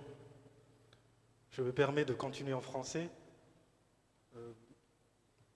Au nom de Endripeu, je lance un appel à tous ceux qui sentent l'appel de Dieu à servir avec le talent que Dieu lui-même a donné, avec la musique, servir pendant le culte, servir pendant les événements de l'Église. Venez, vous êtes les bienvenus. Nous avons nos répétitions tous les samedis. Vous pouvez venir juste par curiosité, discuter avec nous. N'hésitez pas. Et aujourd'hui, je lance un appel particulier à tous ceux qui veulent aussi servir en étant sonorisateurs. La sono, c'est comme un instrument qui fait jouer les autres instruments. On a besoin de sonorisateurs dans la section, on a besoin de sonorisateurs aussi à l'église. Et Endripeu, pour rappel, c'est un jeu de mots entre Eng, qui est sage, Feu, qui est le son, la voix. Donc Endripeu, la voix sage, mais Endripeu, c'est aussi la tonalité cléusistique. Riavana, maro ny asa iandrasan'ny tompo antsika, ary maro ihany koa ny asa iandrasan'ny tompo an'ny Endripeu, ka mangataka ny fanohananareo ny sampana ao anatin'izany rehetra izany. Maro ny endrika azo hanohananareo ny sampana amin'ny alalan'ny mivavaka voalohany indrindra, fa misy koa ny valopy izay nozaraina ahafahan'ny nareo manohana izany sampana izany. Dia isaorana ny fiangonana ny amin'izany fandraisana anjara izany. Farany, mbola toizako ny fisaorana an'Andriamanitra efa natomboka tany aloha fa mbola anterina eto ihany. Fisaorana ny fiangonana manontolo, misaotra ny pastera anankiroa mianaka izay mitarika anay ara-panasy manohana trano, misaotra ny komity, misaotra ny braon'ny fiangonana, misaotra ny ESPMA, misaotra ny firaisan'ny sampana, misaotra ny fiangonana manontolo Tsankanavaka. Tsy adinona misaotra ireo mpiara-manompy eo anivon'ny faritany izay tarihin'ny filoha sy ny mpikamanao Braony izay samy ao amin'ny endrim-peo ihany koa. Cher endrim-peo, l'Église est bénie de vous avoir. Merci d'avoir donné de votre cœur pour servir. Merci d'avoir donné de votre temps. Merci d'avoir donné de votre talent. Continuez sur ce si bon chemin. Cherchez à servir toujours plus. Cherchez à donner de vous-même toujours plus. Ny fahasoanan'Andriamanitra ny rosaka amintsika rehetra. Misaotra tompoko ho an'Andriamanitra irery voninahitra.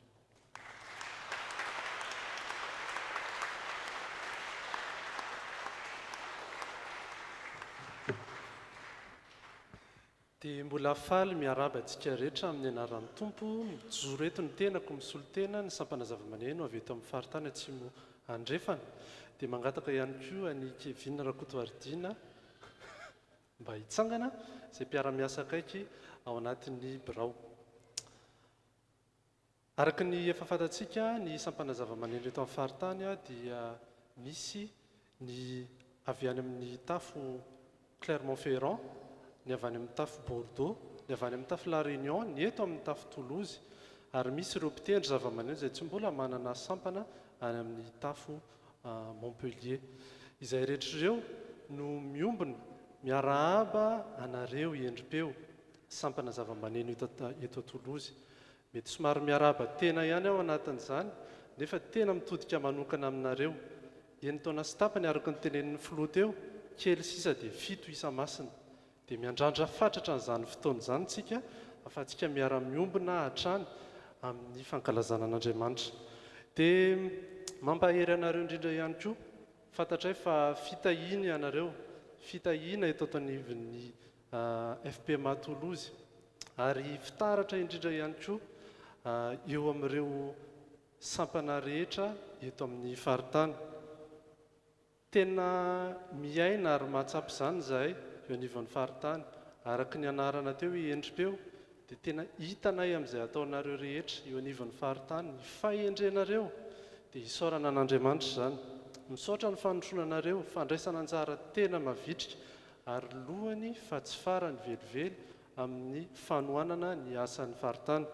Ao anatin'izany ohatra ny fanatrehanareo mavitrika ary maro dia maro amin'ny cellule de prière izay fanaontsika isaky ny 3 volana, ny fiarahantsika nanao rody be nanohana ny SZM Bordeaux izay natsangana tamin'ny volana février tamin'ity taona ity.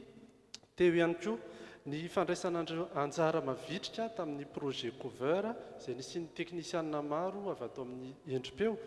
Nisy ihany koa ny nandefasana ny délégation nitsidika ny sampana Clermont-Ferrand izay nataontsika tamin'ny volana ambony, ary vao tsy ela koa ny niarahana nanotrina ny SZM Bordeaux tamin'ny hetsika voalohany nitanterahan'izy ireo.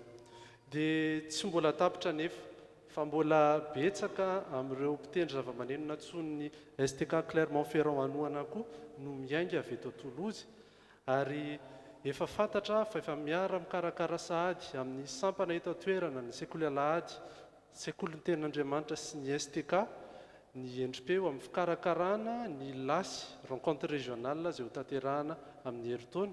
Ka dia mampahery anareo amin'izany asa marobe izay ampiandraka etan'ny tompo izany.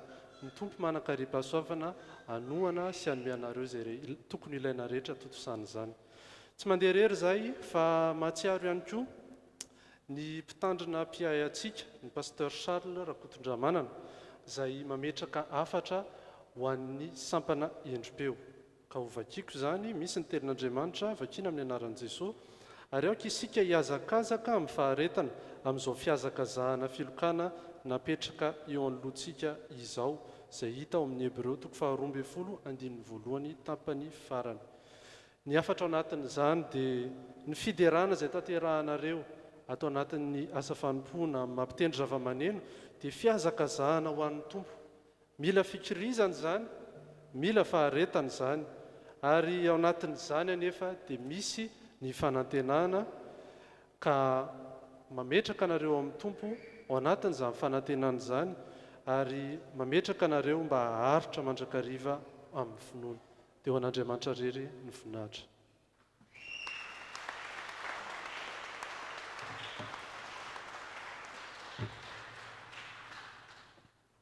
Ny isa-taona ry havana dia tsy hoe fahazarana, isa-taona ny sampana, fa fotoana ankalazantsika an'Andriamanitra noho ny fisian'ny sampana. Etoana dia mankasitraka an'Andriamanitra isika noho ny nanomezany antsika ny sampana endrim-peo, sampana zava-maneno endrim-peo, satria Andriamanitra no nanome talenta azy ireo ary misaotra azy ireo isika satria namaly ny antso ary nanolotra ny talentany ho an'Andriamanitra ary ho fampandrosoana ny fiangonan'Andriamanitra. Koa dia mahireza indrindra ry endrim-peo ary misaotra ny amin'ny fanomezana izay nomenareo ho an'ny fiangonana ary tena ohatra lehibe ho anay fiangonana nataonareo satria hitanareo fa misy zavatra tsy ampy ary dia tonga dia nanao ezaka ianareo. Dia tena fitaratra izy ireo ary dia ho arahantsika fiangonana ao anatin'izany. Dia mahireza fa ny tompo no anomenareo bebe koa izay ampitombo ny talenta efa azonareo ary ianareo dia anisan'ny tsy maintsy tonga aloha ary efa misy ny fiangonana ary tsy maintsy miala aoriana ka dia mampirisika anareo hatrany azoto sy anana ny fitiavana amin'izany fanatanterahana ny asa fanompoana izay ataonareo izany.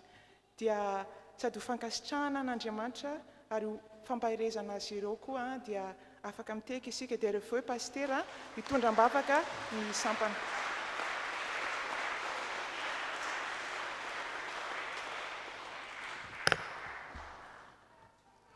Teny indraimbava na indroa angamba.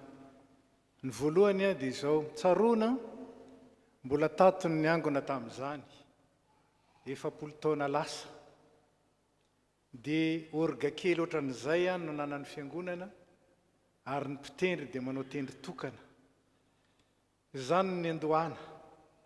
Ary teoriana mahita anareo tahaka an'izao dia hita ny dingana efa vita. Ary mbola namafisana fa miasa amin'ity fiangonana ity ny tompo mampitombo antsika amin'ny zavatra rehetra. Ny faharoa, sambany izao nandritra n'izay taona maro izay, vao mba nareny toroteny feno mipetraka tetselotetsy fa tsy maharery efa eto manko. Noho nyity bafla retour izay nomenareo ity.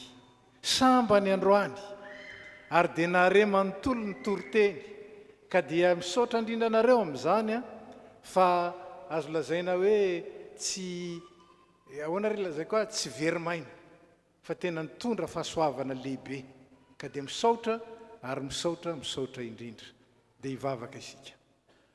Tompo mbola misaotra anao zay midera anao mankalaza anao manome voninahitra anao fa Andriamanitra velona ianao lohan'ity fiangonana ity ary esehonao ao anatin'ny fitomboana ao anatin'ny zotra ary amin'ny fahatongavana amin'izao fotoana izao asehonao fa momba ny olonao ianao momba sy mitantana ny vahoakanao ianao ary raha ianao Andriamanitra ny momba anay iza no asakana.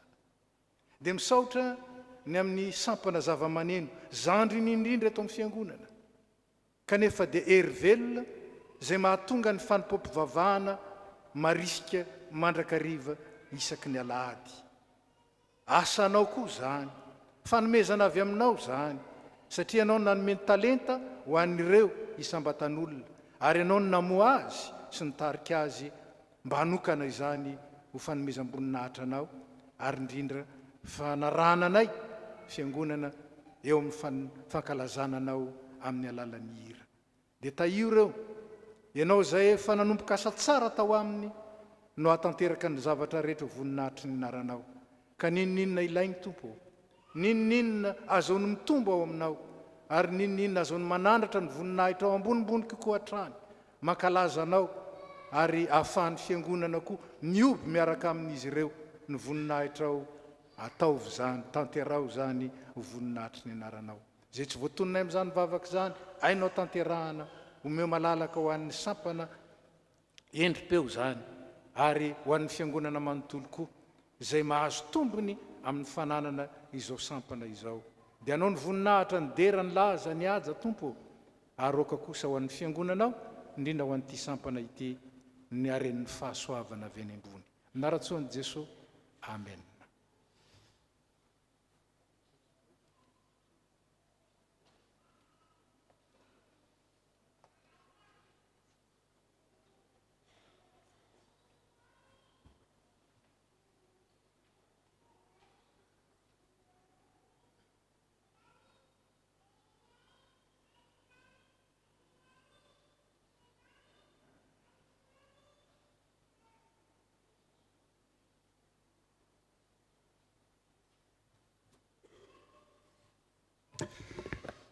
Nous prions.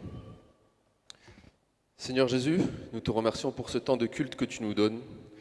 Merci de nous avoir protégés tout au long de cette semaine. Merci pour ta parole vivante qui nous enseigne et transforme nos cœurs. Merci aussi pour toutes les personnes qui ont contribué au bon déroulement de ce culte.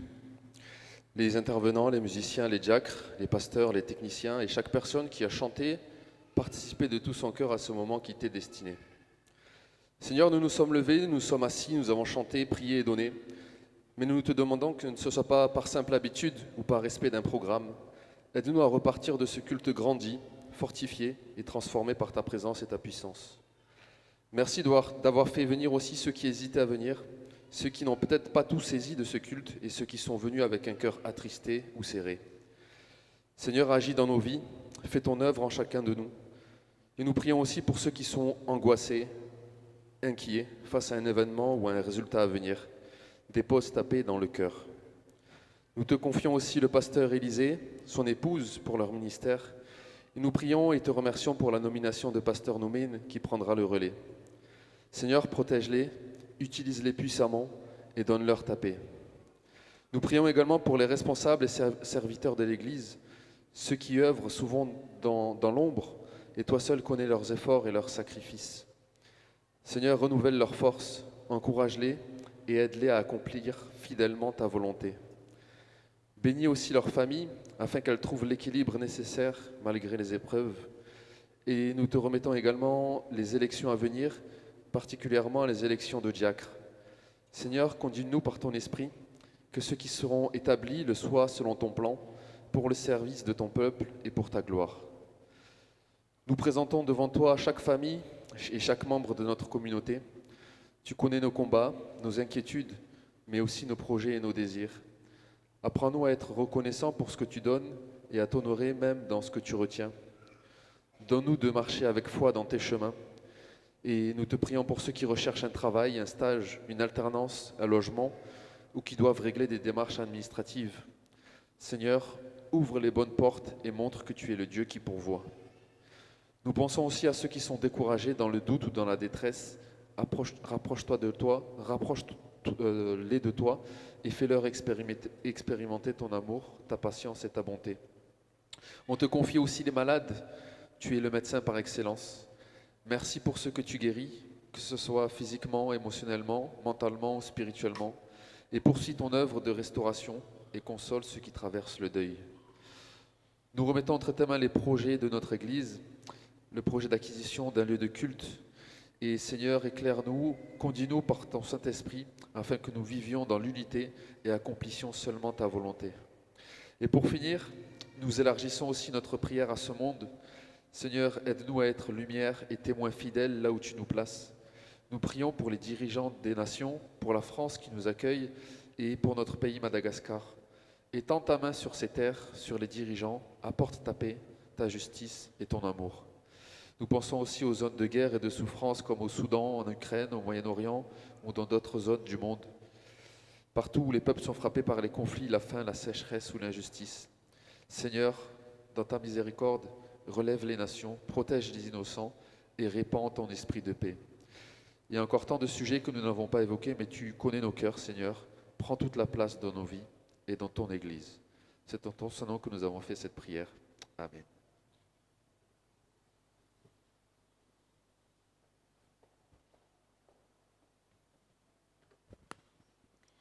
Hamarana zao fotoana izao tsika ry havana ka mialohan'ny hitondran'ny mpitandrina ny hafatra sy ny tsodrano dia ataontsika ny hira 970 ka ny andinin'ny 8 mialohan'ny 4 sy ny tsodrano ary ny andinin'ny 2 kosa dia aorian'izany mitsangana ny fiangonana.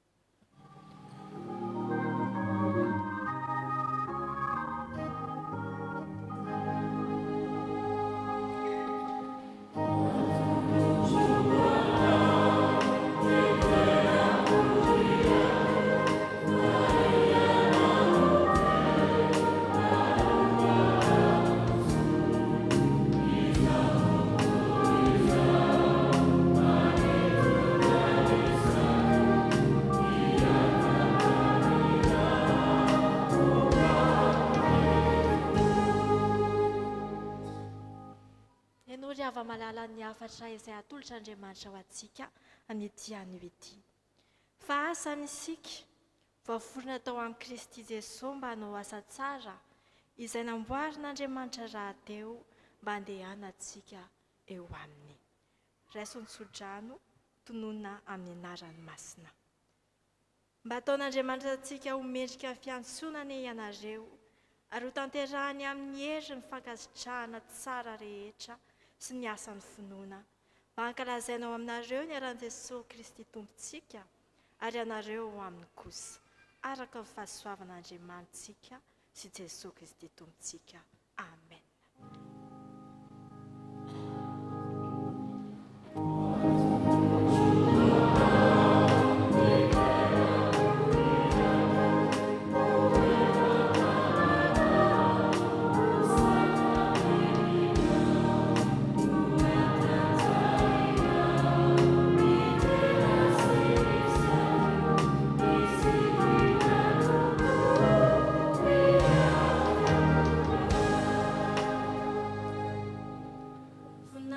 Andriamanitra ray zanak'ary fanahy masina izay hatramin'ny taloha indrindra ka ho mandrakizay. Amen. Mandehana ny fiadanana ka manomboka ny fitiavana sy fifaliana. Petraka ny fiangonana.